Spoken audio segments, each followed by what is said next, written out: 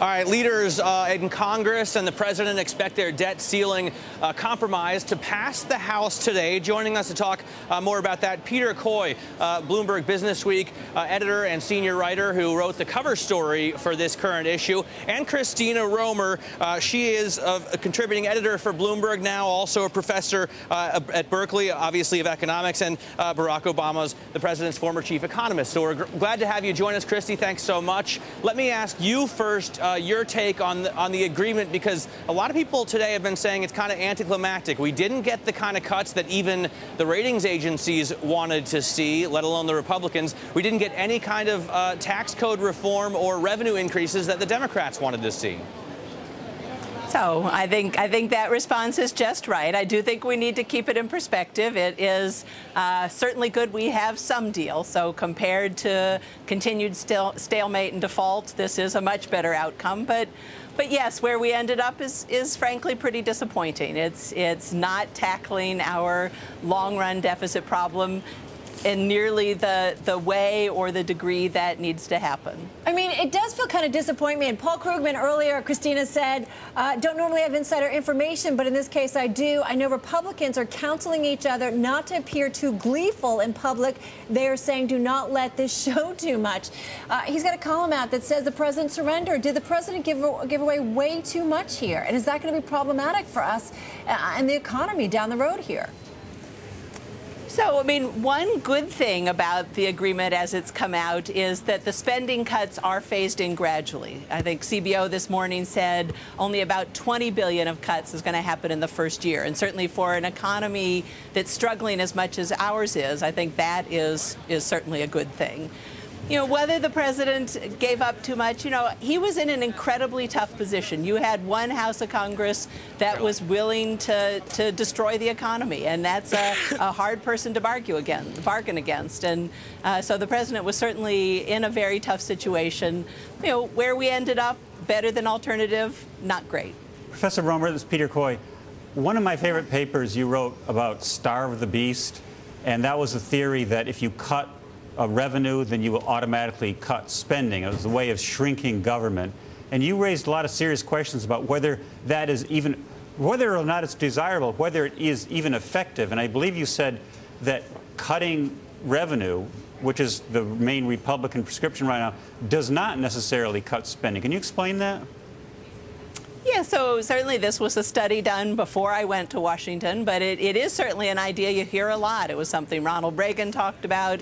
A number of Republicans have said, you know, the way you can shrink the size of government is, you know, cut off their allowance, cut revenues.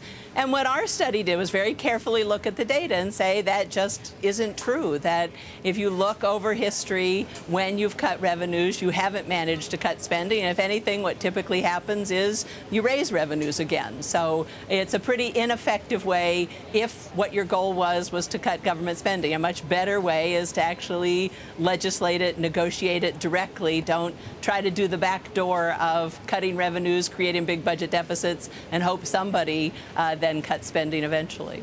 An interesting paper, to be sure, an interesting website, starvethebeast.net, to check out. Let me ask you if starve the beast or starve the economy would be an interesting theory right now. We've seen some bad numbers for GDP. We saw some horrible numbers for ISM this morning, and more people have been saying recession than soft patch today. Do you think that we're headed back to contraction in economic growth? You know, I think my best guess is we're headed to more of the same, which is anemic but positive growth. But certainly the closer you get to zero growth, the more likely it is you are going to get a negative number at some point. So, you know, certainly the risks have gone up for, you know, another recession compared to where we were, say, 6 months ago. That's still not my best estimate of where we're headed, but it's certainly a bigger risk today than it was in the past. Hey, Christina, I mean, if you were still advising the president at this point, what would you be telling him that we need to be doing at this point? Obviously, Professor Krugman was saying we need more spending and so on. I mean, what would you be telling him we have to have at this point?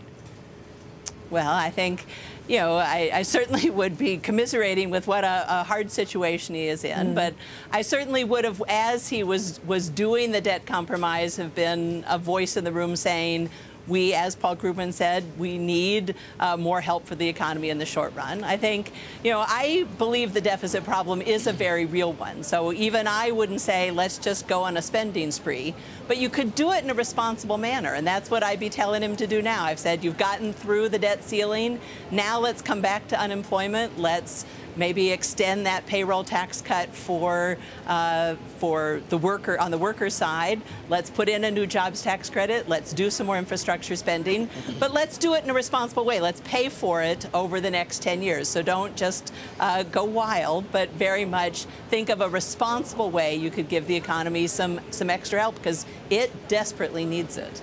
Professor Romer, Professor Krugman told us, or has told others, that the Fed still has a rabbit it can pull out of its hat. On the other hand, the Fed seems to be telling Congress lately it needs the government to take the initiative here. What do you think as far as QE3 or some kind of other tool coming out of the Fed? I think the truth is everybody should be doing everything that they can. So we have a very big unemployment problem. We have a very tepid recovery, and I'd be shooting on all cylinders. So absolutely, the Fed should be thinking what tools it has. I mean, certainly Chairman Bernanke has said he has tools, whether it's better communications policy, whether it is QE3, whatever. They should be using it. They should be laying the groundwork, certainly, for explaining why they're going to be doing it, but I absolutely think they should be. And then the fiscal policymakers have tools at their discretion, and they should be using those in a fiscally responsible way. Professor Romer, got about 30 seconds left here. If you were still working with the president, would you say, hey, listen, I know hopefully this gets done, maybe not the deal you wanted, but ultimately expect still a downgrade from the credit rating agencies? Do you think that's going to ultimately still happen?